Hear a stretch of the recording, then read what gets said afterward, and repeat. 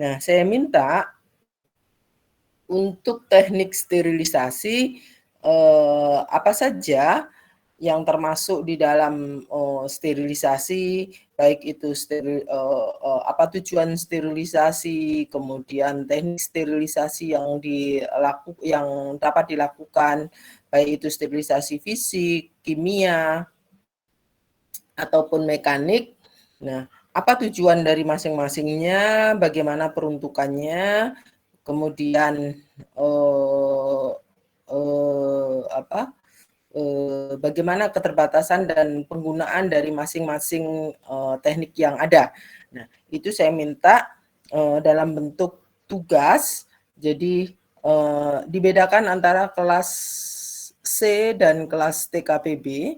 Masing-masing kelompok terdiri dari 3 orang membuat materi tentang sterilisasi dalam sterilisasi seperti yang saya jelaskan tadi, yaitu untuk tujuan sterilisasi, kemudian teknik sterilisasi yang dapat digunakan, terus kemudian peralatannya seperti apa, aplikasi di industrinya untuk sterilisasi itu seperti apa. Nah, itu tolong nanti tugasnya dibuat per masing-masing kelompok.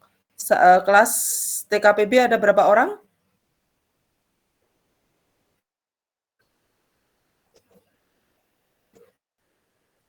TKPB ada 30. 2C? 29, Bu. Oh, 29. Oke, ini saya minta dibagi menjadi masing-masing kelas dibagi menjadi 5 kelompok saja, jadi 6 orang, 5 sampai 6 orang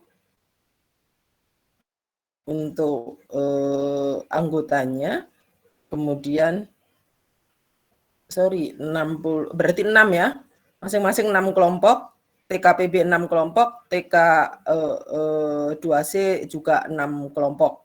Membahas tentang sterilisasi, teknik sterilisasi, kemudian jenis-jenis tujuan dari sterilisasi masing-masingnya, aplikasi di industrinya seperti apa.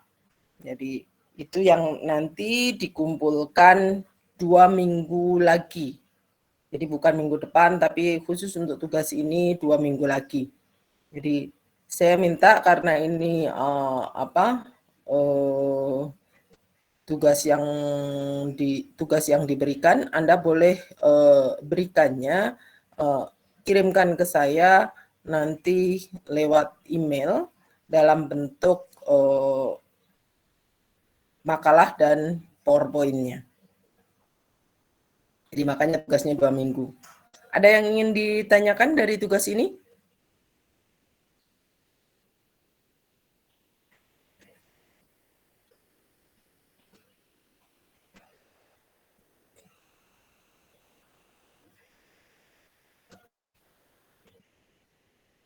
Oke, berikutnya saya akan lanjutkan tentang kinetika kematian.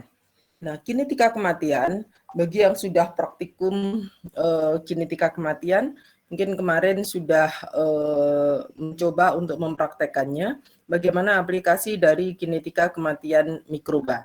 Nah, pada dasarnya, kinetika kematian itu akan mengikuti hampir sama dengan kinetika pertumbuhan. Jadi, hanya saja kalau di pertumbuhan di sini kenaikan biomasa, kenaikan sel, terjadi pertumbuhan biomasa sel. Nah, tetapi kalau pada kinetika kematian, maka kita akan dapatkan di situ pengurangan dari biomasa sel. Kapan itu terjadi?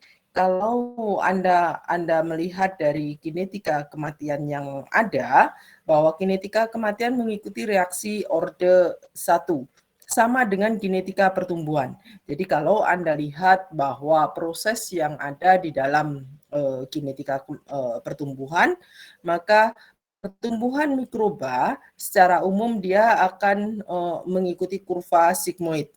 Jadi Di awalnya Anda akan dapatkan kurva sigmoid ya, fasa lag dulu, terus kemudian naik, fasa eksponensial, fasa stasioner, dan kemudian dia akan mengalami fasa kematian. Jadi di antara fasa eksponensial dan fasa stasioner itu akan ada di antara fasa eksponensial dan stasioner ada fasa pertumbuhan diperlambat, mulai terjadi pengurangan.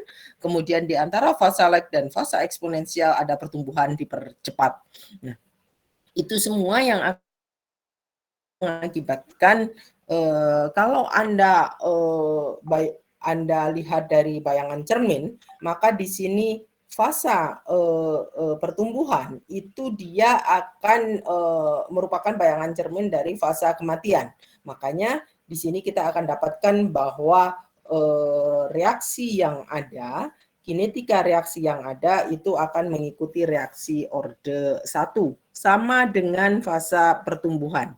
Jadi kalau di pertumbuhan Anda akan dapatkan dia mengalami kenaikan, ada laju pertumbuhan dipercepat.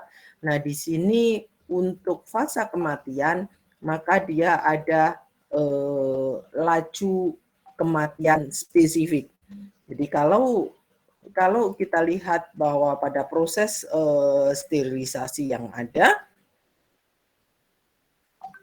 proses pelaksanaan sterilisasi yang dilakukan, kita akan melihat bahwa itu ada yang dilakukan dari prosesnya batch ataupun continue, dan semuanya itu akan mengikuti kematian mikroba. Hanya ada yang membedakannya, kalau di proses kematian mikroba, kita akan dapatkan laju pertumbuhannya adalah laju pertumbuhan di laju kematian spesifik KD. Kalau di proses kematian pertumbuhan mikroba ada laju pertumbuhan spesifik. Jadi di dua hal yang berbeda di sini, ini hanya bayangan cermin. Makanya kinetika kematiannya pun juga sama, bahwa kinetika kematian mengikuti reaksi orde 1. Nah, ada beberapa yang Anda perhatikan dari kinetika kematian ini. Kalau reaksinya adalah reaksi orde 1, maka kita akan dapatkan dN per dt itu yang merupakan, jadi sama antara laju kematian dan laju pertumbuhan itu jumlah biomasa, perubahan biomasa per waktu sama sebenarnya dengan kematian dN per dt itu adalah laju perubahan kematian biomasa. Nah, karena tadi bayangan mirror, bayangan cermin, yang satu itu adalah naik, yang satu itu adalah turun. Maka di sini kita akan dapatkan bahwa lajunya akan menjadi minus. dN per dt sama dengan min KD kalikan N, karena ordenya orde 1.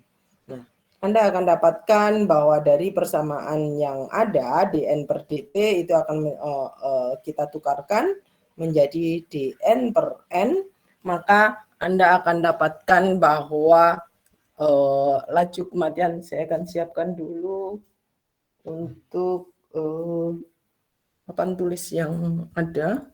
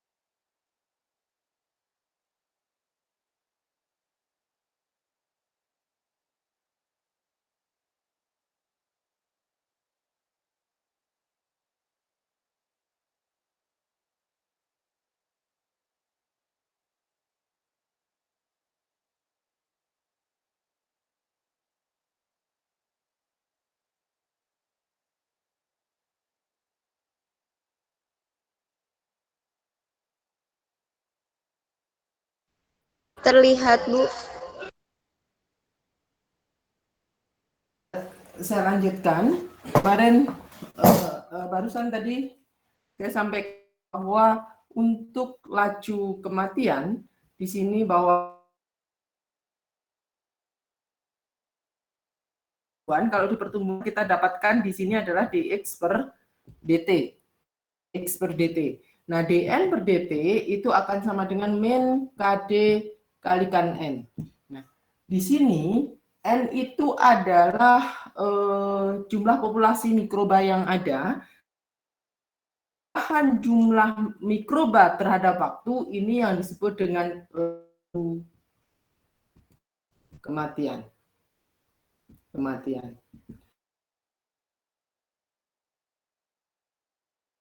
Akan sama dengan laju kematian akan sebanding dengan jumlah mikrobanya sendiri. Di sini ini yang disebut dengan laju kematian spesifik.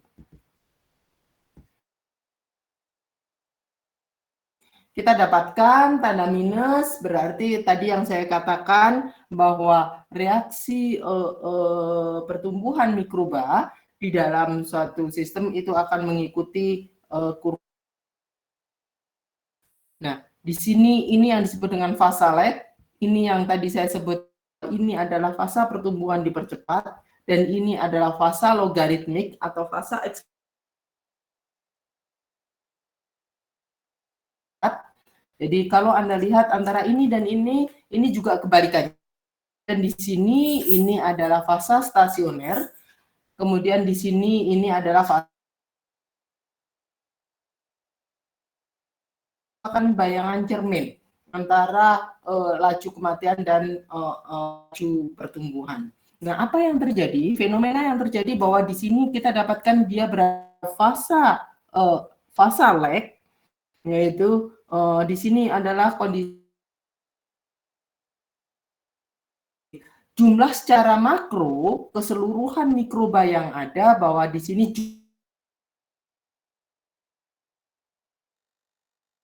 sehingga diamati secara total kita akan dapatkan jumlah selnya itu seolah-olah konstan. Secara kan bahwa selnya itu tidak konstan, tapi total akumulasi sel yang ada. Kan di sini ini sudah mulai ada fase pertumbuhan 4. Jadi ini sudah mulai naik, di mana jumlah pertumbuhannya akan lebih banyak karena sel secara individu setiap saat dia akan mengalami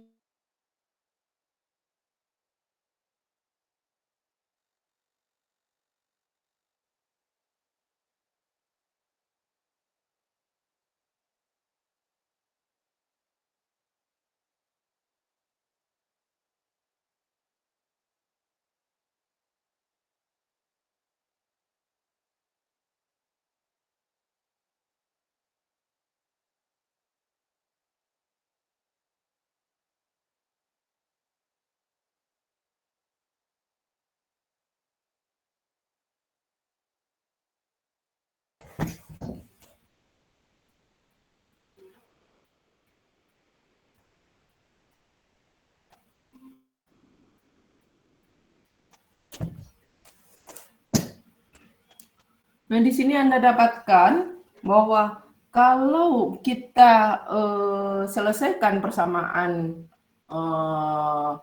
reaksi laju kematian ini, maka kita akan dapatkan bahwa dn per n itu akan sama dengan min kd kalikan dt.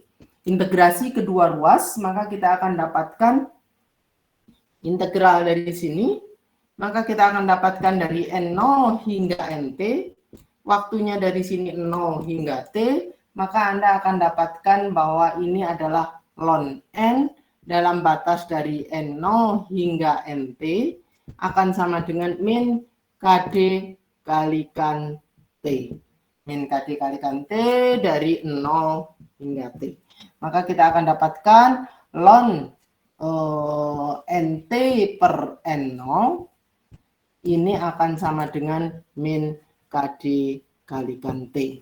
Nah, reaksi persamaan yang ada di sini KD yang dinyatakan sebagai laju pertumbuhan spesifik ini dipengaruhi oleh temperatur proses yang ada. Tadi sudah saya singgung bahwa proses sterilisasi dengan menggunakan panas, maka dia akan didapatkan bisa dilakukan secara batch dan continue. Pada proses batch di situ semua media yang akan disterilisasikan, semua bahan yang akan disterilisasikan itu akan dimasukkan semua ke dalam peralatan sterilisasi yang ada. Nah, kita akan dapatkan bahwa proses sterilisasinya dia akan melewati kondisi yang disebut dengan, kalau proses sterilisasi secara umum proses batch, maka kita akan dapatkan ini yang disebut ada proses pemanasan, proses heating. Jadi kalau dikatakan proses sterilisasi pada 121 derajat Celcius, kemudian dilakukan pada selama 15 menit. Nah, untuk mencapai 121 itu dia akan memerlukan waktu. Ini yang disebut dengan heating time. Heating time-nya. Jadi waktu untuk pemanasan. Karena apa? Kondisi awal adalah pada kondisi ambient. Ini adalah waktunya, ini adalah temperaturnya. Nah, proses sterilisasi di sini ini akan bergantung pada di temperatur berapa proses tersebut dilakukan. Nah, ini yang dikatakan proses sterilisasinya. Jadi ini yang disebut dengan holding time, atau ada yang menyebutkan sterilization time. Berikutnya di sini adalah cooling time, karena dia akan dikembalikan, diambil pada kondisi temperatur ambient. Jadi ini adalah di temperatur ambient, dia akan dinaikkan dulu temperaturnya, dan itu perlu waktu. Ini yang disebut dengan heating time, waktu untuk menaikkan temperaturnya. Kemudian di sini ada holding time, yaitu waktu yang dijaga, waktu yang ditahan supaya temperaturnya itu konstan. Pada proses holding time, di sini tidak akan terjadi perubahan temperatur. Tidak akan terjadi perubahan temperatur, dia tetap berada di temperatur yang konstan. Nah, kalau di heating time, di sini perubahan temperatur terjadi, temperaturnya akan semakin naik, dan di cooling time temperaturnya akan semakin rendah. Nah, total proses sterilisasi yang dilakukan itu walaupun ditahan di sini, ini yang dikatakan sterilisasi seperti yang Anda lakukan di lab, 15 menit selama 121 derajat Celcius. Pada dasarnya, mikroba yang ada itu dia sudah mengalami kematian sejak di heating time ataupun di cooling time. Hanya saja di sini ini kapan, di temperatur berapa itu dilakukan, berapa lama temperatur itu ditahan di temperatur tersebut, proses sterilisasi dilakukan pada temperatur konstan, itu adalah berdasarkan resistensi dari mikroba tersebut terhadap panas. Jadi kemampuan mikroba tersebut untuk bertahan terhadap panas itu yang diambil sebagai temperatur sterilisasinya. Jadi kita lihat bahwa di sini temperatur sterilisasi katakanlah di 121, tidak mungkin tiba-tiba dia berada di temperatur 121, tapi dia akan mengalami proses kenaikan temperatur, dan saat itu pun mikroba yang sudah rentan terhadap panas, dia juga akan mengalami kematian. Nah, di sini dia kita akan lihat bahwa dia ditahan di satu temperatur tertentu. Nah, ini adalah batasan ukuran mikroba tersebut mengalami proses kematian. Itu adalah yang paling resisten. Jadi kalau sebenarnya total mikroba, kita tidak tahu jumlah kontaminan yang ada di dalam suatu media. Di sini kan ini mikroba kontaminannya ada bermacam-macam. Nah, yang dijadikan ukuran untuk holding time, temperatur di hold, temperatur ditahan, temperatur di proses sterilisasi berlangsung, itu adalah untuk mikroba yang paling resisten terhadap panas. Jadi kalau di sini kontaminannya banyak, ada campuran berbagai kontaminan, mungkin sudah ada yang mati di sini, mungkin sudah ada yang mati di sini, mungkin ada yang mati di sini, dan ada yang baru mati ketika dia berada pada temperatur ini. Nah, dari sini, kalau dikatakan ln NT per N0, di sini NT adalah jumlah mikroba yang hidup di akhir proses sterilisasi dan N0 adalah jumlah mikroba yang hidup di awal proses sterilisasi. Nah, makanya kita dapatkan di sini adalah minus, berarti ketika kita gambarkan ln NT per N0, kurvanya akan seperti ini. Jadi linear, bawah ini tanda minus, berarti slope ini adalah nilai KD-nya. Nilai KD-nya. Terjadi penurunan jumlah kematian. Nah, NT itu adalah jumlah mikroba yang hidup di akhir sterilisasi. N0 adalah jumlah mikroba yang hidup di awal sterilisasi. Kemudian T ini adalah waktu sterilisasi.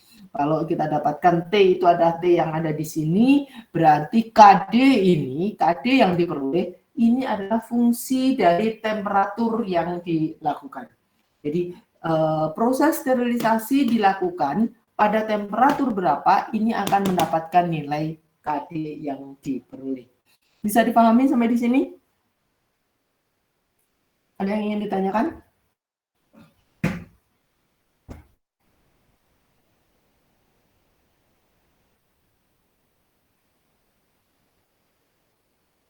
Oke, nah berikutnya kita akan lihat bahwa nilai KD konstanta kematian mikroba.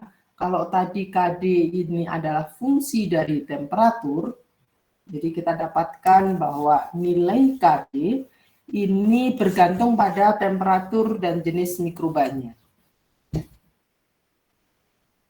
Jadi kita dapatkan KD ini fungsi dari temperatur. Artinya untuk media yang sama, untuk mikroba yang sama, ketika dilakukan pada temperatur yang berbeda, maka nilai KD akan mendapatkan nilai KD yang berbeda. Nah, di dalam proses sterilisasi, ukuran dari proses sterilisasi, nanti kita akan dapatkan apa itu yang disebut dengan del faktor. Ini akan saya selesaikan dulu untuk nilai KD-nya. Nah, KD konstanta kematian spesifik dari mikroba ini sama seperti persamaan Arrhenius, bahwa KD ini akan sama dengan kalau Anda dapatkan persamaan Arrhenius, KD sama dengan A0 kali E pangkat min EA per RT. Nah, di sini KD fungsi T tadi, ketika kita dapatkan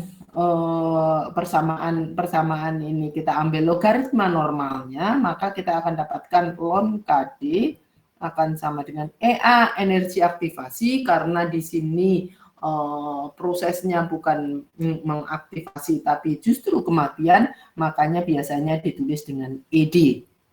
Jadi energi kematiannya. Jadi ln KD akan sama dengan ln A0 min ED per R kalikan 1 per T. Nah, kalau Anda alurkan, tadi dikatakan bahwa nilai KD ini adalah fungsi dari temperatur. Sehingga ketika kita punya beberapa nilai KD pada berbagai temperatur, maka Anda bisa mengevaluasi parameter kinetika yang lainnya. Jadi kalau KD ini fungsi dari temperatur, pada setiap nilai KD, maka pada setiap temperatur, maka KD-nya akan berbeda. Katakanlah ini Anda punya KD1, berarti dia pada T1. Jadi kalau ln NT per N0 pada satu temperatur Anda akan dapatkan nilai KD-nya. Pada temperatur katakanlah T1, maka Anda akan dapatkan nilai KD1-nya. Anda amati proses sterilisasi pada T2, maka dia akan mendapatkan KD2. Dia akan mendapatkan nilai KD2. T3 dia akan mendapatkan nilai KD3. Jadi ini bergantung pada temperatur yang berbeda. Nah, ketika plot ini Anda dapatkan, kurva ini Anda dapatkan, Anda memiliki data-data pengamatan nilai KD yang Anda peroleh dari sini pada setiap rentang temperatur yang ada, maka ketika data ini Anda plotkan terhadap persamaan ini, Anda akan dapatkan persamaan ini mengikuti persamaan garis lurus, persamaan linear. Maka kita akan dapatkan kurva yang ada, yaitu kita dapatkan ln KD terhadap 1/T, karena di sini ini sama dengan Y dan ini sama dengan X-nya. Kalau di sini kita plotkan antara ln KD terhadap X, maka dia akan mengikuti persamaan linear. Dia akan mengikuti persamaan linear, di mana intercept di sini ini adalah ln A0, kemudian Anda akan dapatkan slope-nya adalah ininya min ID per RT ya, karena ini seperti, maka kita akan dapatkan kurvanya adalah seperti ini, berarti ini adalah ln A0, kemudian slope ini adalah ID per R, jadi ini slope-nya, kemudian ini adalah nilai terhadap 1/T-nya. Nah, dari sini Anda akan dapatkan nilai ln A0 dan nilai ID-nya. Ini yang kita lakukan ketika praktikum kinetika kematian mikroba. Jadi Anda mencoba melakukan pada beberapa proses yang ada, yaitu dilakukan untuk kinetika kematian, baik itu secara batch ataupun kontinu. Nah, pada dasarnya sama, yang menjadi waktu di sini adalah waktu sterilisasinya. Jadi proses sterilisasinya. Nanti akan ada beberapa pendekatan bagaimana kalau proses tersebut dilakukan secara batch ataupun kontinu. Sampai di sini ada yang ingin ditanyakan?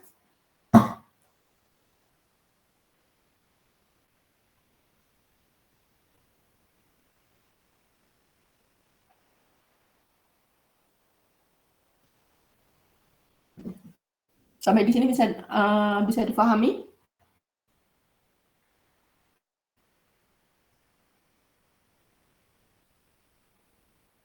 Saya cuma 1 jam ya hari ini ya.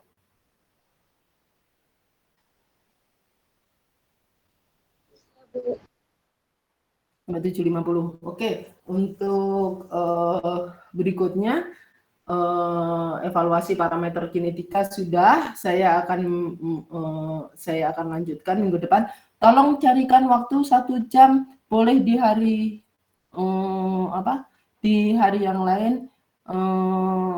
Kalau saya bisa request, boleh di Jumat setelah Jumatan atau di hari Rabu dan Kamis. Rabu, Kamis, Jumat.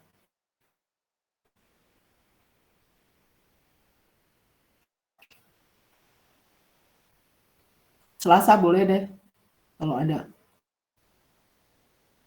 Jangan yang di jam 7. Oke, untuk 1 jam ini kalian habis ini ada kuliah? Ya, Ibu, ada. Ada kuliah? Ada, Ibu. Kuliahnya siapa? Pak Irwan, Bu. Pak Irwan. Oke, tolong dipelajari. Nanti tugasnya dikumpulkan 2 minggu lagi ya, makalah dan PPT-nya. Tolong sebutkan, makalahnya adalah makalah ilmiah, jadi sebutkan referensi yang Anda gunakan, jangan hindari penggunaan referensinya dari Wikipedia. Oke, terima kasih. Assalamualaikum warahmatullahi wabarakatuh. Waalaikumsalam warahmatullahi wabarakatuh. Makasih, Ibu. Oke, saya izin live ya. Tolong jangan lupa isi daftar hadirnya. Boy.